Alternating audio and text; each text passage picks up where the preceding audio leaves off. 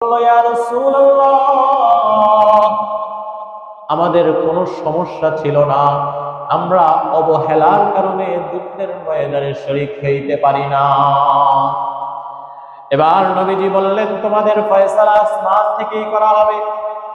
যতদিন পর্যন্ত তোমাদের তওবা কবুল করা হবে না, ততদিন পর্যন্ত তোমাদের সাথে কোনো প্রকার মুআমালা করা হবে না, কথা বলা হবে না, ততদিন পর্যন্ত তোমাদের সাথে কোনো প্রকার সালাম কালাম পর্যন্ত হবে না। ভালো করে বুঝি মুসলমান, ভালো করে বোঝার চেষ্টা করি। ওই তিনজন সাহাবীর সাথে মক্কা মদিনার সমস্ত সাহাবীরা কথা বলা বন্ধ করে দিয়েছেন। কেউ আর তাদের সাথে কথা বলে না, কেউ আর তাদেরকে সালাম দেয় না। তারা যদি সালাম দেয়, সালামের জবাবও নেয় না। তারা বলেন, হাত্তা ইযা দাকাত আলাইহিমুল আরদু বিমা রাহবাত। আল্লাহর এই দুনিয়াটা এত বড় হওয়ার পরেও আমাদের কাছে দুনিয়াটা সংকীর্ণ হয়ে গেছে, মনে হইতেছে আমাদের আর কোনো জায়গা নাই।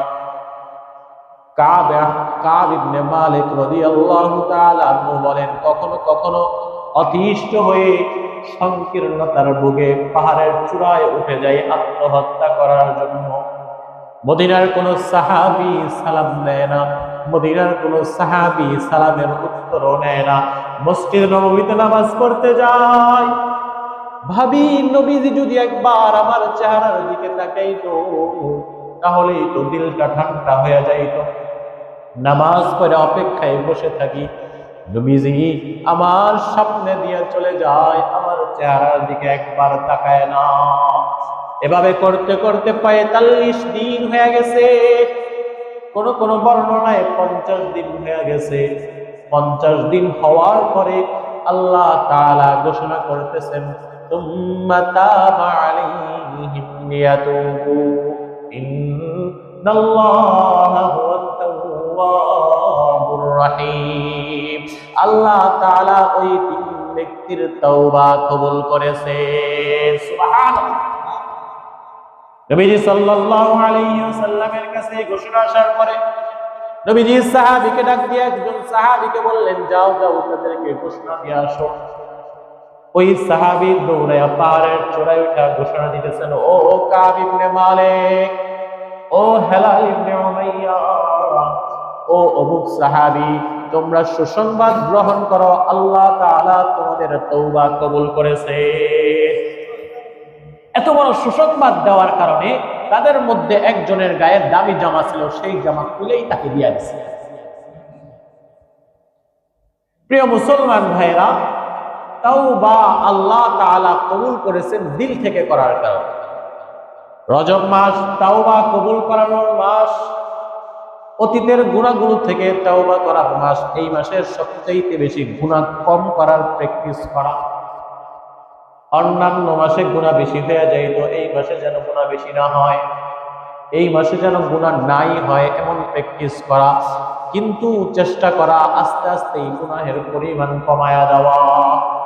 রজব মাসের একটা বিশেষ আমল, এই মাসে গুনাহ কমাইতে হয়। ওলিয়া উলিয়া বুজুর্গান ইকরাম তারা এভাবেই করত। এই মাসের সম্মানার্থে গুনাহ ছেড়ে দেওয়ার প্র্যাকটিস করে, এই মাসের সম্মানার্থে নেকের আমল বাড়ায়, নেক আমলকে মজবুত করে ধরতে, এটা এই মাসের সম্মান।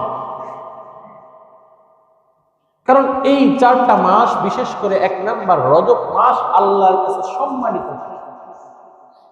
এই মাসের সম্মান বজায় রাখা জরুরি। এজন্য 1 নাম্বার রজব মাসের আমল হলো গুনাহ ছেড়ে দেওয়া। অনেকেই জিজ্ঞাসা করেন রজব মাসের আমল কি? তো খুঁজে খাইজা আমল বাইর করে সবে মেরাজের রাতের নামাজ, অথচ এটা হাদিসও নেই, কোরআনও নেই। মেরাজের রাত্র নিয়ে বিভিন্ন মতভেদ আছে, মতপার্থক্য আছে। মেরাজের রাত্র যাই হোক না কেন, নামাজ যে নাই এই ব্যাপারে নিশ্চিত। তো যে আমলটা আমরা করার চেষ্টা করি ওটা তো নাই, যেটা আছে সেটা হলো গুনাহ ছেড়ে যাওয়া। 2 নাম্বার হলো